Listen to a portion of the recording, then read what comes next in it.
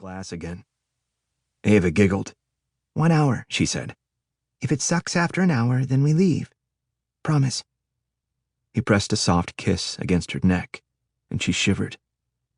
Anything for you, Red. He leaned across her and opened her door. Then he hopped out of his own and met her at the passenger side. Maybe this was what it had been like for his parents before it all went to hell, when his mom was alive and his dad sober. He couldn't remember anymore. The past 5 years couldn't be erased, but maybe whatever the future held could cushion the blow. Ava swayed when her feet hit the ground outside the truck, and Jack caught her by the elbow. "Hey there," he said. "You okay?" She forced a smile even as her stomach roiled. "Yeah," she said. "I'm fine. It's just so hot out tonight." Thankfully, that was the truth, even if it wasn't her truth.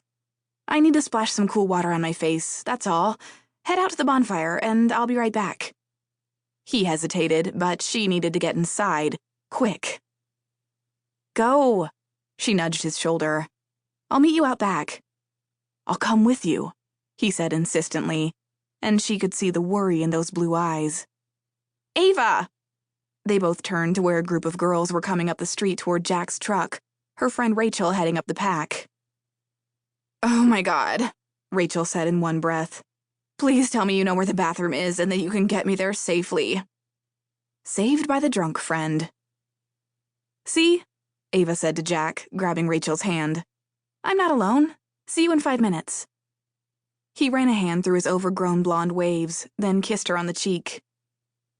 5 minutes, he relented. "You're sure you're okay?"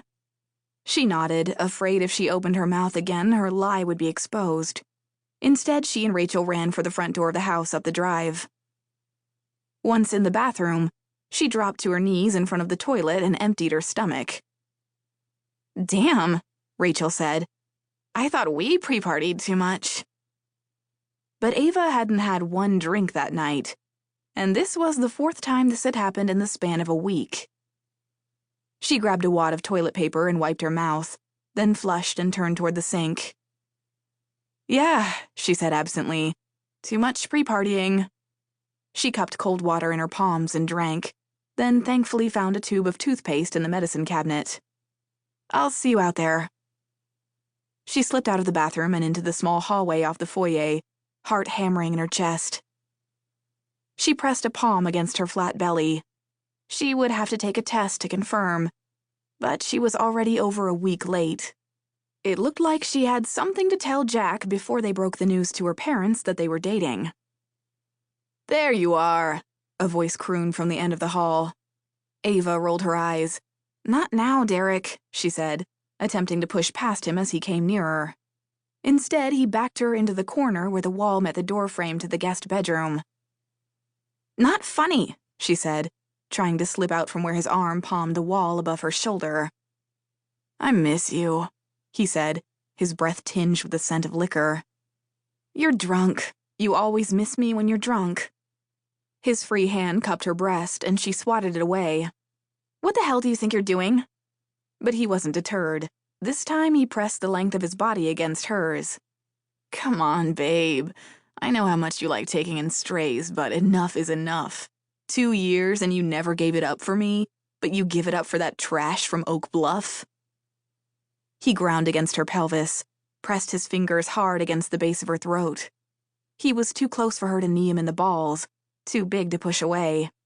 "Stop it, Derek." Golden boy, right.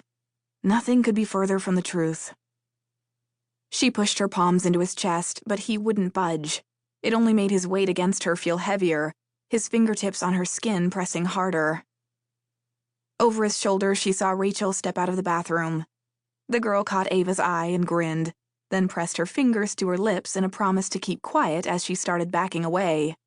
After all, Ava and Derek Wilkes had been the couple most likely to, well, everything just before the holidays. Until she wouldn't give him what he wanted for Christmas. To Rachel, this probably looked like reconciliation. "Rach," she started, but Derek shut her up by pressing his lips to hers. This wasn't happening. Except it was, so she bit down.